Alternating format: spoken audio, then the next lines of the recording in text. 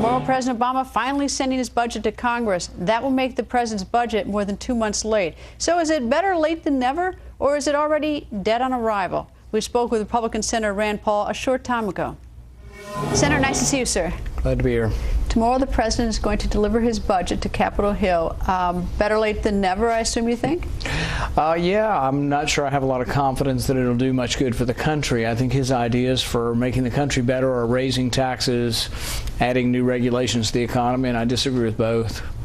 Change CPI, which apparently is annoying the base in his party, that he is apparently in his budget conceding to it, or agreeing to it, I should say that. Is that something that you see as an olive branch by the president to the Republicans? You know, I think senior citizens are squeezed, and they're squeezed because their check stays the same and their prices rise. Can you squeeze some money out of seniors by doing all these manipulations to the CPI? You might be able to, but why don't we get an economy that grows so not everybody's so squeezed? You know, we're growing at less than 1% on average for the last 4 years. The last quarter, we actually were shrinking. The jobs report last week was abysmal. So really what we need is a Reagan-esque type of recovery, and we're not getting it. What would you do? What I would do is that there are things you have to do demographically to Social Security to make it sound, but what I would do to make the economy grow is I would have an enormous tax cut. I wouldn't piddle around with revenue neutral. I think Republicans' mistake has been, oh, we'll cut your taxes and we'll raise my taxes, or vice versa. We'll shift the tax burden around. The president plays some of that game also. What I would do is I would shift money from Washington to the private sector in an enormous way. I would have a 17% flat income tax for corporations and for business. Everybody pays the same. There'd be very few deductions, but there'd be an enormous amount of money infused into the private economy. And when Reagan cut taxes, we had 8 million jobs created.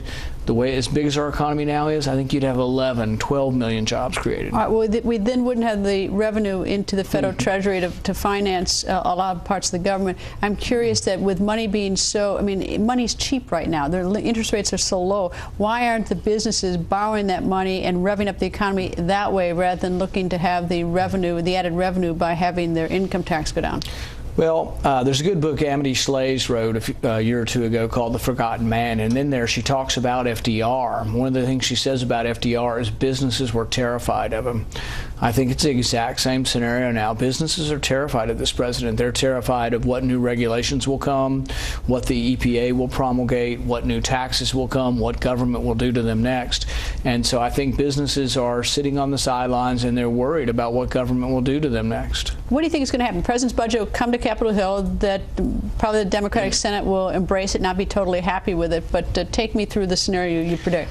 You know, I'm not sure really there is a reconciliation because we're so far apart. The Republicans passed a budget that doesn't raise taxes. The Democrats passed a budget that raises taxes $1.5 trillion.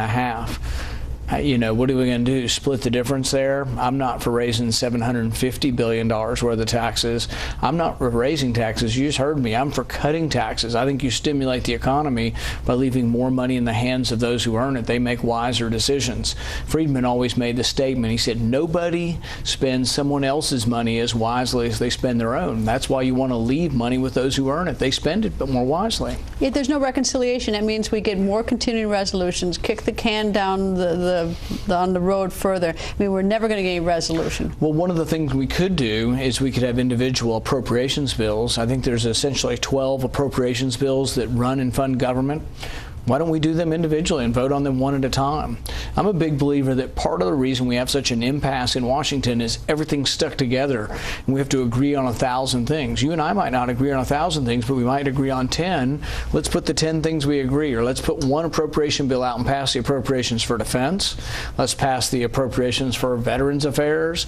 Let's pass the appropriations for all of the departments individually, instead of doing it as a continuing resolution, which is a mess, and we never get anything fixed. All right, tomorrow you're giving a speech at Howard University, African American predominantly university here in Washington. Why are you going there?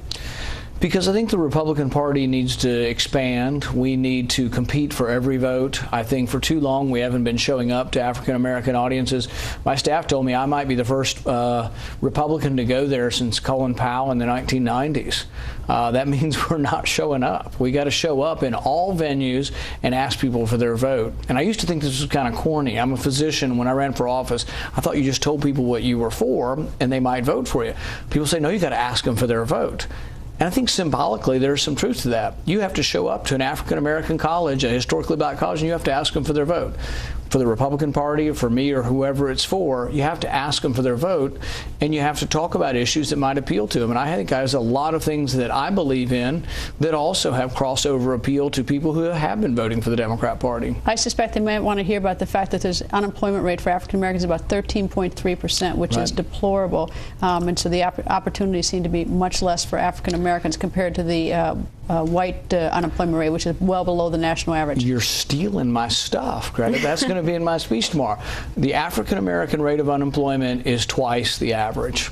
Unfortunately, it's been that way for a long time, but it hasn't gotten any better under this president. 1 in 6 people are living in poverty. We have made and ruined the lives of a lot of young, not only African Americans, but whites, but young people in general, by putting them in jail for nonviolent drug crimes. We have a foreign policy, I think, that needs to be something that is more appealing to a broad section of people, not just African Americans, but young people, independents, Democrats. And I think that foreign policy should be one that we believe in a strong defense, but it doesn't have to be an overly aggressive foreign policy. Well, I'm anxious to hear your speech tomorrow. Good luck, Senator. Thank you. Thanks for having me. Thank you.